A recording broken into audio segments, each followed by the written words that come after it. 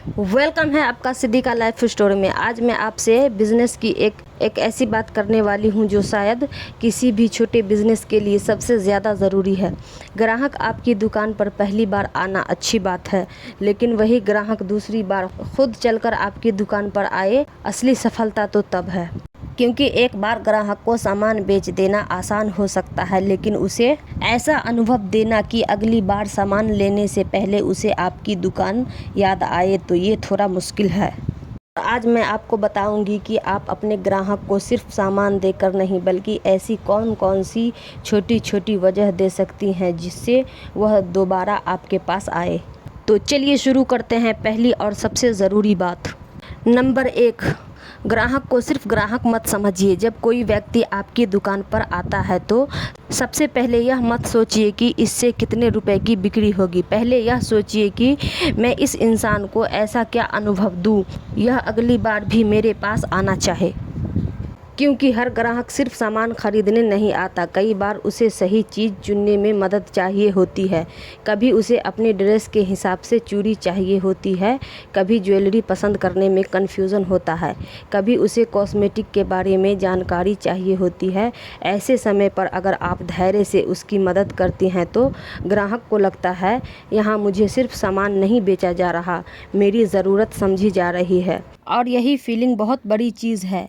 आपने देखा होगा कुछ दुकानें छोटी होती है, लेकिन ग्राहक फिर भी वहीं जाना पसंद करते हैं। क्यों? वहाँ अपनापन मिलता है। कुछ दुकान छोटी हो सकती है, लेकिन व्यवहार बड़ा होना चाहिए।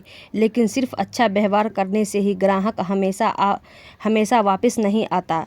एक और चीज़ है जो ग्राहक के मन में आपके दुकान की पहचान बना देता है, और वो है हमारी दूसरी बात। नंबर 2, ग्राहक को उसकी ज़रूरत समझकर सामान दीजिए। मान लीजिए कोई ग्राहक आपके पास आता है और कहता है मुझे चूड़ी चाहिए। अब आप सिर्फ कोई भी चूड़ी निकाल कर दे सकती हैं, लेकिन अगर आप पूछें किस ड्रेस के लिए चाहिए, किस रंग का चाहिए, आपको सिंपल पसंद है या थोड़ा हैवी पसंद है, तो ग्राहक को लगेगा कि आप सिर्फ सामान बेचने की कोशिश नहीं कर रही, आप उसकी ज़रूरत समझ रही हैं।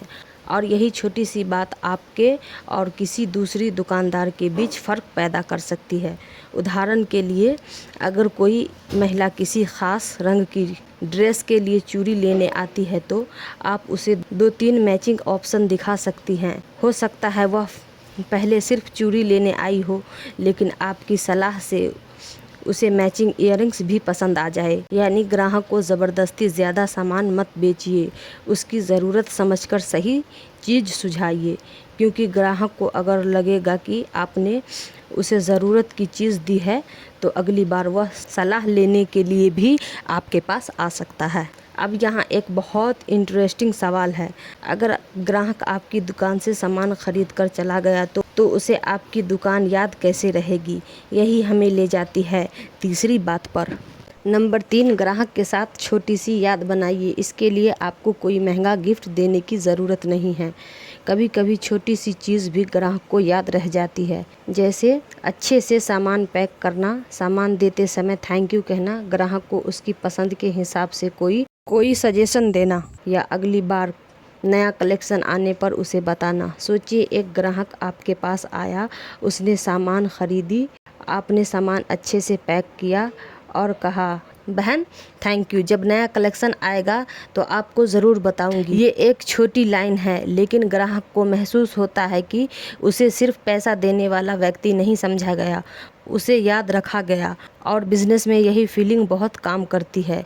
याद रखिए, लोग हमेशा यह याद नहीं रखते कि उन्होंने आपसे कितने रुपए का सामान ख़रीदा था, लेकिन उन्हें यह याद रह सकता है कि आपके साथ उनका अनुभव कैसा था।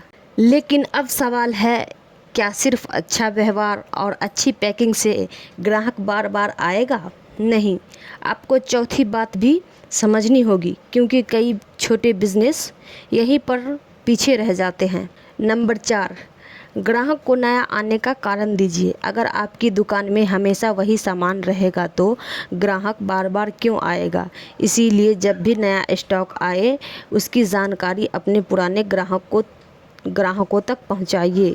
जैसे नई चूड़ी कलेक्शन आया है, नई इयररिंग आई है, नया कॉस्मेटिक स्टॉक आया है। आपको हर बार सेल लगाने की ज़रूरत नहीं है। बस ग्राहक को बताइए कि कुछ नया आया है और यही कारण है कि आपके पुराने ग्राहक दोबारा आपकी दुकान की तरफ ध्यान देते हैं। आप चाहे तो अपने पुराने ग्राहक को व्हाट्सएप पर भी जानकारी दे सकते हैं, लेकिन सिर्फ वही जानकारी भेजें उनके लिए ज़रूरी हो। हर दिन 10-10 मैसेज भेजने से उल्टा असर भी हो सकता है। ग्राहक को परेशान नहीं करना है, उसे याद दिलाना है कि आपकी दुकान पर उसके लिए कुछ नया आया है। और यहाँ एक बहुत ज़रूरी बात है, नया स्टॉक दिखाने से ग्राहक का ध्यान आ सकता है, लेकिन ग्राहक को रोक कर रखने वाली चीज़ सिर्फ नया सामान नहीं, वो है हमारी 5वीं बात। नंबर 5, ग्राहक को सम्मान दीजिए, चाहे खरीदारी छोटी हो या बड़ी। यह बात मेरे लिए बहुत ज़रूरी है। कभी कभी कोई ग्राहक 5 रुपये या 10 रुपये का सामान लेने आता है और कभी कोई ग्राहक बहुत ज़्यादा सामान खरीदता है, लेकिन दोनों के साथ आपका व्यवहार एक जैसा होना चाहिए, क्योंकि आपको नहीं पता कि आज 10 रुपये का सामान लेने वाला ग्राहक कल कितना बड़ा ग्राहक बन जाए। और उससे भी बड़ी बात, ग्राहक की कीमत उसकी आज की ख़रीदारी से तय नहीं होनी चाहिए। अगर कोई छोटी ख़रीदारी करके जा रहा है तब भी मुस्कुराकर बात कीजिए, सम्मान से सामान दीजिए, धन्यवाद कहिए, क्योंकि हो सकता है वह अगली बार अपनी ज़रूरत का ज़्यादा सामान लेने आपके पास आए और हो सकता है वह किसी दूसरे व्यक्ति को भी आपकी दुकान के बारे में बताए। एक छोटी सी बिक्री को छोटी समझकर छोटा व्यवहार मत कीजिए।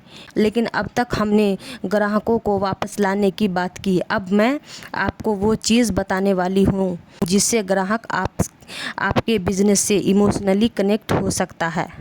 नंबर 6, अपनी कहानी और मेहनत भी दिखाइए। आजकल लोग सिर्फ दुकान नहीं देखते, लोग यह भी देखना चाहते हैं कि इस दुकान के पीछे कौन सी मेहनत है। आप अपनी छोटी सी दुकान कैसे संभालती हैं, स्टॉक कैसे लाती हैं, सामान कैसे सजाती हैं, ग्राहक के लिए कैसे तैयार करती हैं, नया सामान आने पर आपकी खुशी कैसी होती है।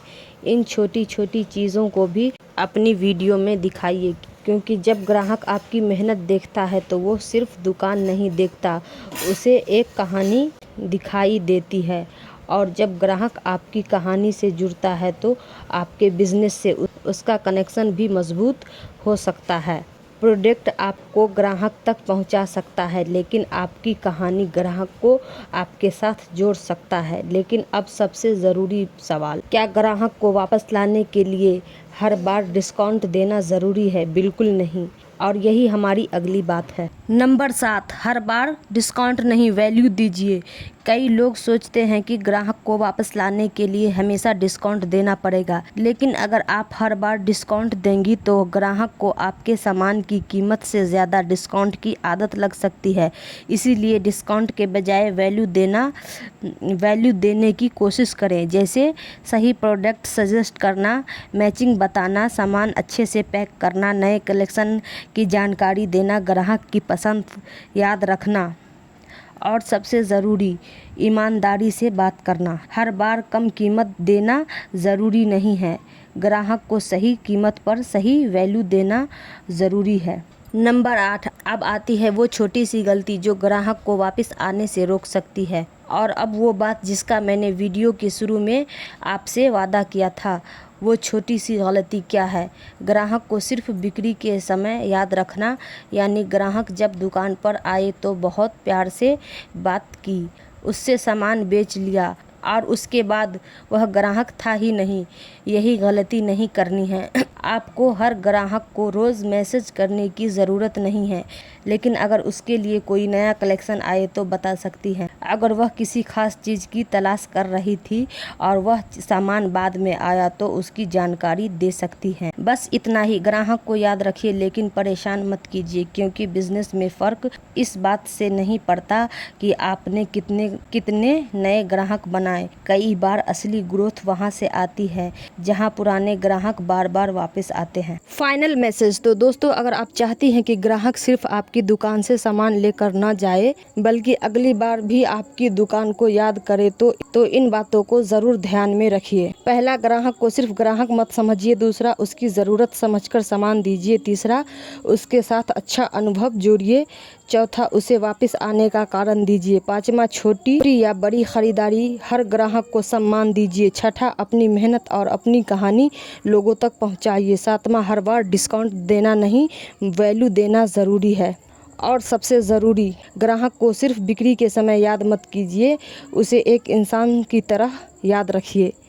क्योंकि मेरा मानना है ग्राहक एक बार सामान खरीद कर आपकी दुकान पर आता है, लेकिन अच्छा अनुभव मिलने पर वह दोबारा आपके पास आता है।